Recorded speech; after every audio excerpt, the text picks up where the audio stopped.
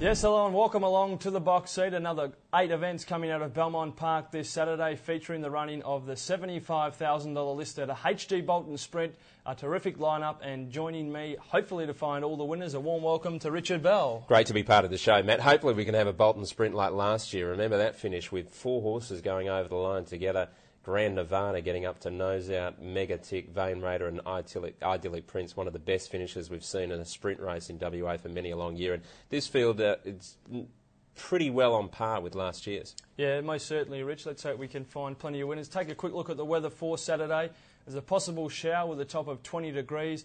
The track going, despite the rain, we're still predicting a good 3. The rail's in the 9-metre position, penetrometer 6.4 at this early stage. A full update on the Perth Racing website on Saturday morning, but at this stage we're predicting a good 3.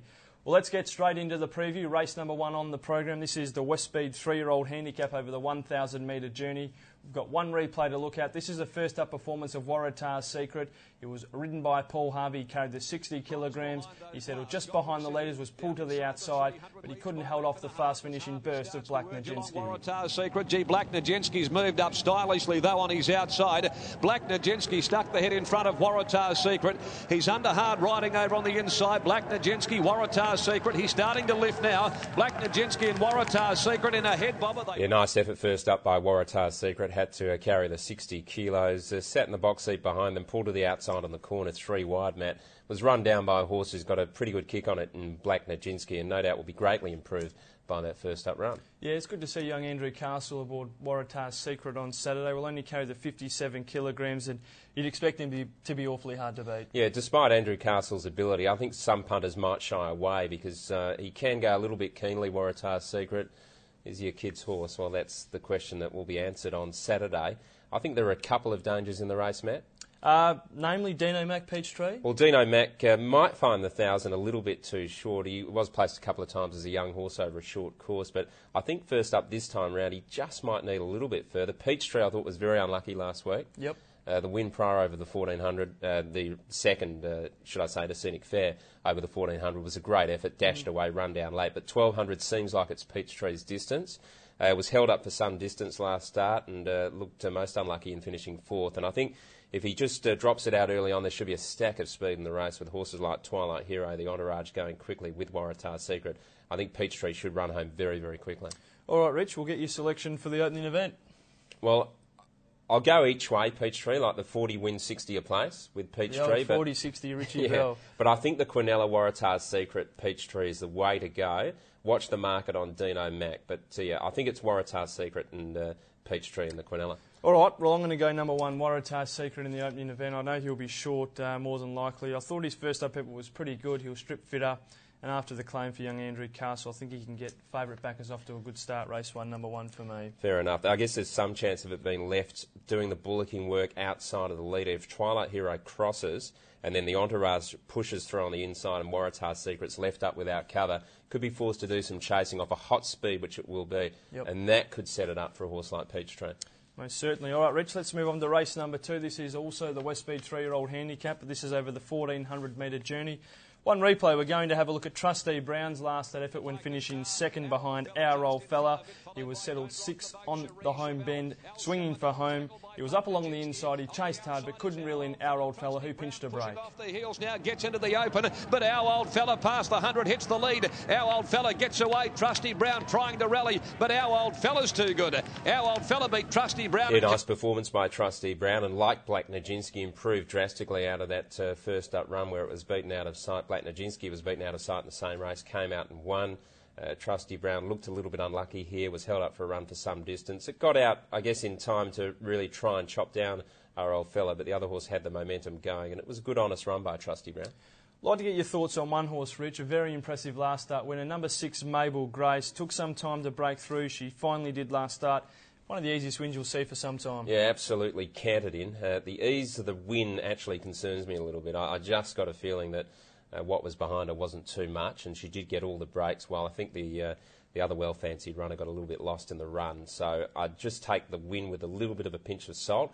I think this is a lot harder. Another horse, number 8, Maya Richard. Thought it was very impressive when winning at Northam. Stood him at start, looked like he wasn't going to get there, but really dug deep late. Yeah, good effort. Hit the line hard again, rising a little bit in class here. I think the horses up near the top might have the edge over those two, but they definitely coming McLean. All right, which way are you going in race number 2, Rich? I'm tossing up with Flirty Lady and also Comparison and Trusty Brown with the three of them. I'm going to go each way Flirty Lady.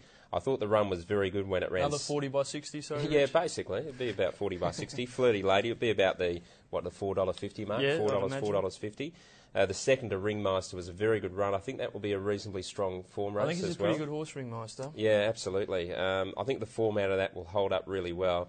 And I think Flirty Lady should be able to box seat. I think back to the 1400, probably even better off. Won its maiden over the 14, went to the 16, bumped into a nice horse. Back to the 14 is going to be hard and fit, whereas Trusty Brown's only had the 2 runs back. It's got 58, 1400 metres, whereas Flirty Lady's right down in the weights here with 52 kilos. And that's a big pull in the weights. Yeah, OK. Well, I'm going to lock horns, Rich. I'm going to go number 6, Mabel Grace. I know there's question marks of the horses behind her, but I thought it was a very impressive win. Always been a horse I've liked, number 6, Mabel Grace. She's drawn barrier 8, should be in the clear, and I think at this Belmont track, I think she'll be really suited, and that's the way I'm going. Race 2, number 6. Obviously, a big respect for number 1, Trustee Brown, who's got plenty of ability on his side. Well, race number 3 on the program. This is the Support Your Local Industry Bet Local Handicap. It's over the 2,000 metre journey. We've got 2 replays to look at. We're going to have a look at the last start win of La Surnois. This was at Belmont on the 8th of May. She was perfectly ridden by Ben Kennedy. Keep your eye on Like a Scene, who finishes in 2nd place. 10 pins over on the fence, followed by No Flirt, and there's no I Am Lucky. She's well back and look beaten. La Surnois hits the front. 150 to go. No Flirt, the danger to it. Like a Scene is battling. Kennedy pulls the whip on La Surnois. She's got the better of Like a Scene, and La Surnois, a perfect ride, wins. Yeah, nice performance by Le Surnois. Settled back, had a beautiful run off the speed, got to the outside and really hit the line nicely. Like a Scene battled on pretty hard in 2nd place. It was a good effort as well. But Le Surnois backing up now with just the 7 days, but seems like a pretty tough time. Yeah, certainly. She's got a good record at the distance. 5 starts, 2 wins and 1 minor placing. The other race we're having a look at is the Diggers Cup, taken out by Pen Kaza. There's plenty of runners to have a look at here. Keep your eye on Hawkeye Mort, Rich Success, Chin Chin, Volcanic Causeway, Manila Ice Cream and Brandy Lane. All honours with the winner though, Pen Kaza. Comes at Chin Chin, in behind the Manila Ice Cream, weaving its way through. Brandy Lane battling, but it's Pen Kaza from Chin Chin. Pen Kaza's got the measure of Chin Chin, Manila Ice Cream, Volcanic Causeway. Pen Kaza back in the winners list. Well, Pen Kaza's always shown traces of ability, made a long run out wide on the track. They went pretty hard in the race and it was suited by that, and the back markers really came into play. Volcanic Causeway hit the line nicely as well in the yellow and green colours, diving through into 2nd place. Brandy Lane loomed up, just peaked on the run over the final stages. I think Brandy Lane's just maybe a little bit short of this company at the moment. Manila Ice Cream was good in the blue. It was trying to weave through traffic. I think it's just about ready now, Manila Ice Cream, and meets them a few kilos better at the weights as well. Yeah, I found it quite a tricky race, the 3rd event, Rich. That Diggers Cup, there was Hawkeye Mort finished in 7th spot, and he was only beaten a length and 3/4, so it was a very cluttered finish. And good point. Well, Chin Chin made an early move. Very good run, I thought, by Chin Chin. It was a tough run. Legend Express, Rich, I noticed you found the horse for the punters last week. He got up at decent odds. Are we following up this Saturday? No, I wouldn't think so. Back up to the 2,000 metres. If they start it, it's backing up again. Has been scratched a few times when they've made the decision to back it up and then they decide not to.